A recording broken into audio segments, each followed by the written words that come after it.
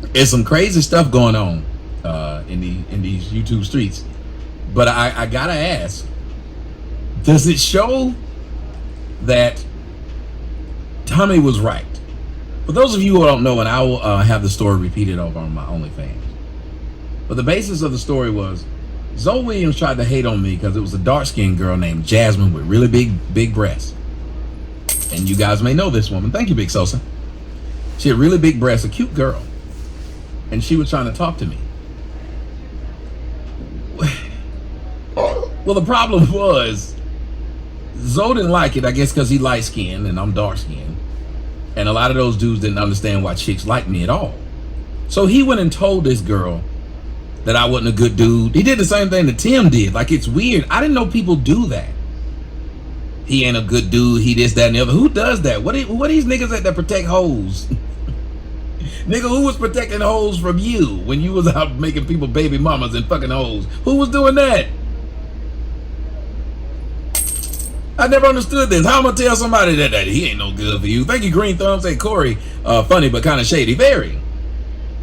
You remember Corey went from being on an airplane, taking a picture, saying he never seen a nigga do what it was I did, which was on the day I had a car stolen.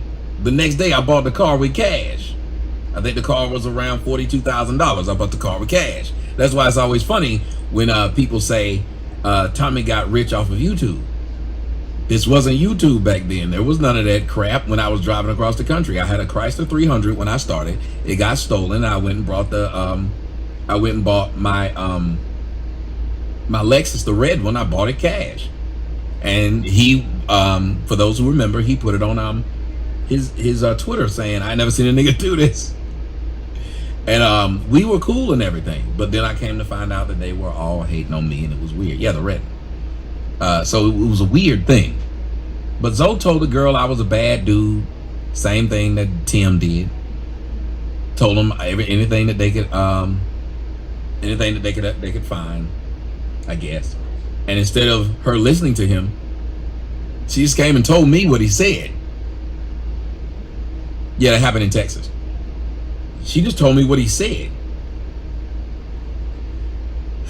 And I guess he liked following behind my leftovers because next thing you know, he was trying to talk to, they kept wondering where did, and that's when Darlene told me that they literally huddled up to figure out where I got my money from. Well, I ended up clowning Zoe because Zoe needed a ride with me. Zoe didn't have any money. Zoe had me pick him up, drive him to where me and Tariq Nasheed up at the place that I was renting, did that show, then take him back home. And when I was taking him back home, he said, do you mind picking up my daughter? Then he said, do you mind buying me and my daughter lunch? So I bought him and his daughter lunch, took him home, did all that stuff. Then he went and talked shit about me. Thank you, Leo. Said we live. Good afternoon. Tommy and OnlyFans. And those who are wondering, those words you see, those are on OnlyFans. So it was weird. So after he did that, after he tried to go off on me about that girl, I went live on my show and I went off on him. Now, Corey tried to take up for him because that's his homeboy.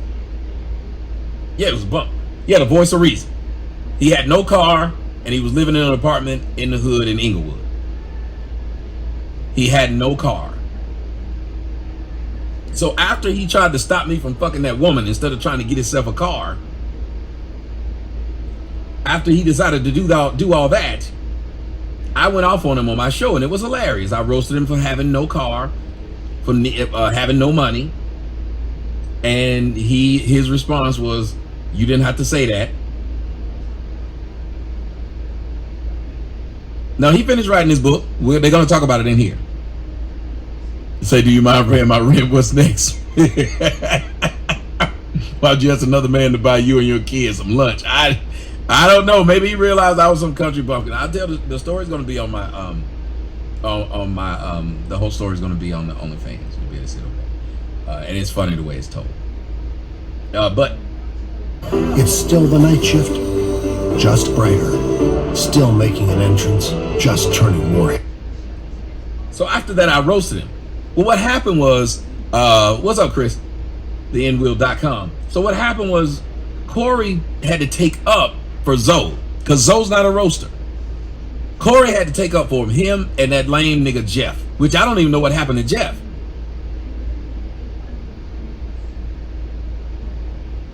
I have no idea what happened to Geoff, because I don't see him around them anymore.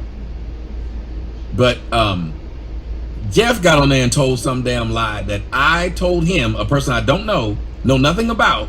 I told him that Tim Alexander slept with my girlfriend, and I walked in on it.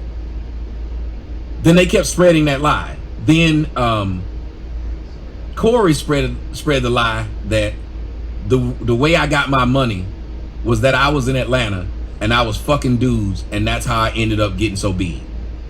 That I was undercover gay, and because I was a part of the bourgeoisie, is whatever they call that crap.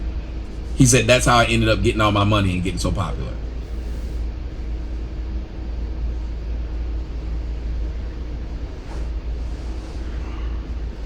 I was like, what the fuck? Why would grown men sit around saying this stupid shit in protection of Zoe, like Zoe was their girlfriend? It made no sense. Yeah, everything is homosexual with niggas. Everything. So after a while, Corey did come out and apologize for what he said. OnlyFans is awesome. Bring your ass over here and become a member, says Philly Boy. Yeah, so they all do it, man. They all counting my money. That's all they do. If you guys are watching on YouTube, please click the like and the share. So that's what happened.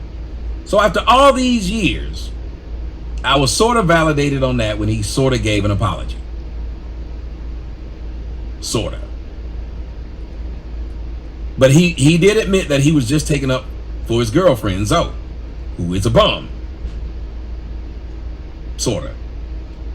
Zoe was able to get money because of me on his trying to get his book and a car. I think he didn't start a GoFundMe or something like that for a car? Like, it was funny. He started a GoFundMe for a vehicle. It's just pretty bad. It's pretty bad. I don't know if he ended up getting it or not. But here we are years later, ladies and gentlemen, and apparently these two fell out. We don't know if it's a skit or not. But what I want you guys to do is to take a look at what happened, and I want you to ask or answer the simple question. He called Zoe Williams the weakest link. Corey did. And I've been saying that 5150 show is just Corey Holcomb and some people. Now, maybe I'm wrong, and y'all can tell me different. But it always seemed to me like it was just Corey Holcomb and some people. And I always said, when I said it a long time ago, I said, Corey keeps Zoe around because he want a flunky. Zoe is Corey's flunky. That's my stance, and I'm sticking to it.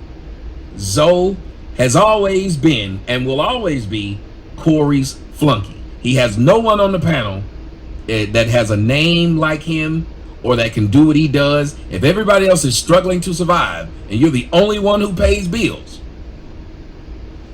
then and they do their show from a storage unit in California. It's not it's not something that I'm saying, but they do their show from a storage unit in LA.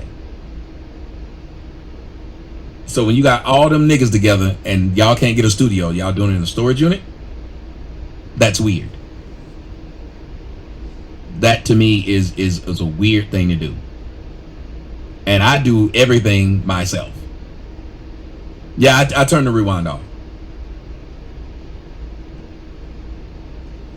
Let's take a listen to what happened between these two. And I want y'all to tell me. You said they moved from the storage unit? Well, good. Well then good. Let's listen to what happened, ladies and gentlemen. Y'all tell me what y'all think.